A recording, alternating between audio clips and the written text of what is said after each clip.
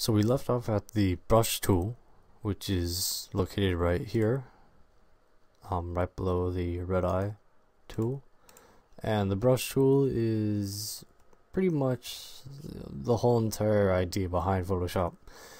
So we went over other things such as the move tool, marquee, lasso, wand, cropping, spot heal, and other essential. So yeah, the brush tool, and there is a lot to this little tool that we can use in so many ways. So if you click up here on the brush icon, you'll see it has the master diameter where you can manually change how big the brush is, and you have the hardness, which is whether it's going to be a chiseled edge like this, or here I'll show you. So we're painting with black right now, as you can see, normal, and then we're painting with black. As you can see, nice kind of fuzzy brush. And then if we were to come up here and add the hardness up to 100, you can see that it's chiseled and it doesn't look very nice, at least for this. So for the sake of argument, hardness is 0 right now, and we have a nice big fuzzy brush.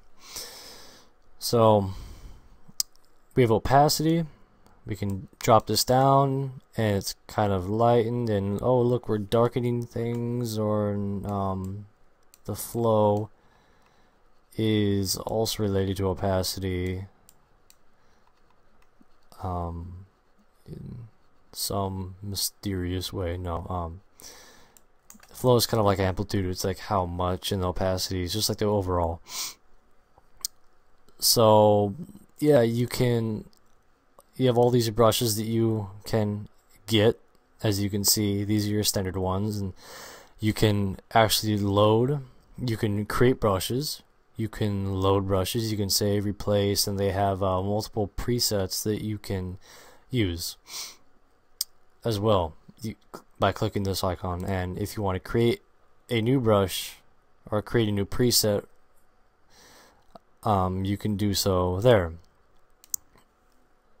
If you also click on right next to it, you'll see pretty much the same thing as you saw before, but it has to deal with history and stuff like that. So yeah, and the clone tool, this is the next one, the clone stamp.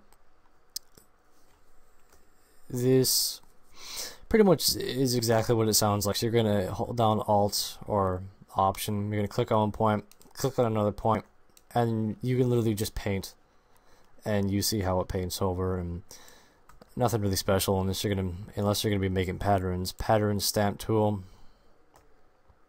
Frankly, same thing. You just paint instead of holding down Alt. Not that special. Next, we have the history brush. So this pretty much erases what you did before, and then you have the art history brush, which is actually interesting. You can create some cool things. Notice that we have this thing called style up here now, and you have the area and tolerance.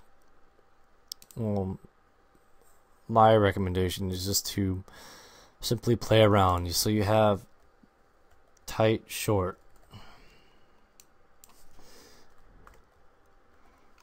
and just just move the brush around. The smaller the brush, the more more detail you're gonna get. So you have all this stuff right here, and it pretty much makes it just kind of start looking like a painting, which is the idea.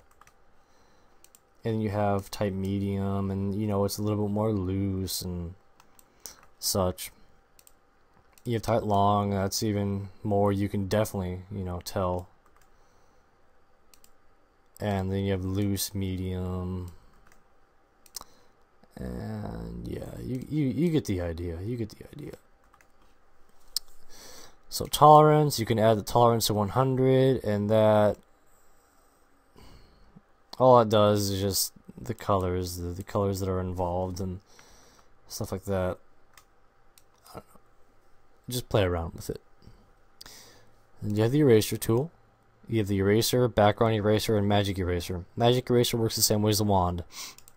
If you click on the magic eraser, you're going to be erasing pixels of the same color, or the general color.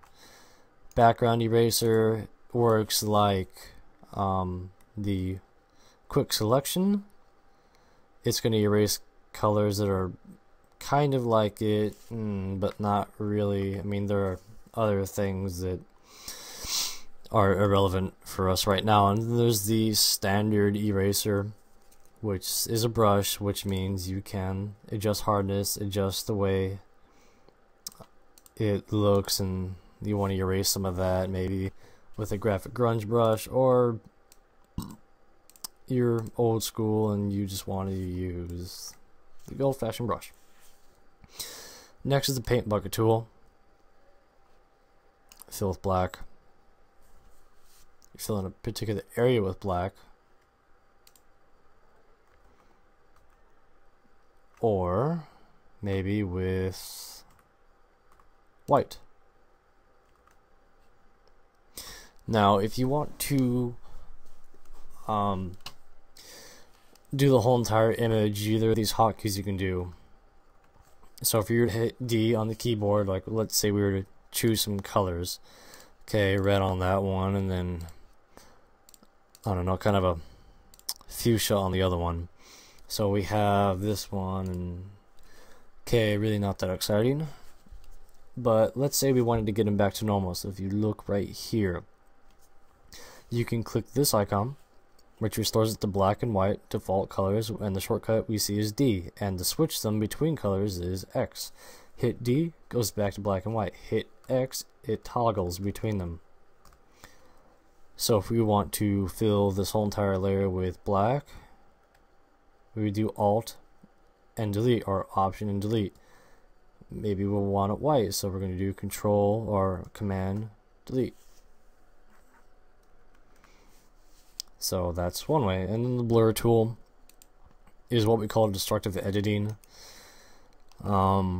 It blurs it, acts as a brush. You have the strength, and sharpen does the same thing. And smudge tool, you can take things and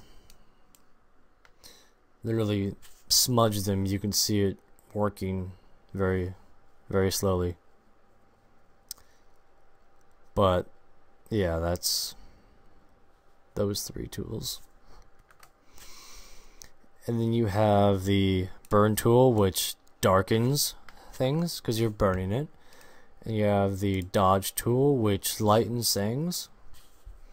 And then you have the sponge tool, which desaturates things, which, well, it takes color away.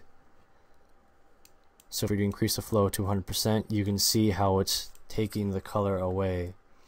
And there are other ways to do that without destructive editing. The pen tool is, you can do all these with this, including the freeform. So the pen tool, it has to deal with selections. I'll create a whole nother series of tutorials for that. The text tool is a whole nother series of tutorials. Same thing with the direct selection, custom shapes, and notes. Eyedropper, let's say you want this shade of blue, you can click on it and it will automatically be set to the foreground color or background color depending on what you're on, and you can keep on changing it. And yeah, the hand tool enables you to move it around. The zoom tool is Z. And these two, well, I'm not gonna worry about quick mask, and the screen mode. Yeah, so that is the introduction on some of the things on this side of the menu that you can do in Photoshop CS3 and CS4.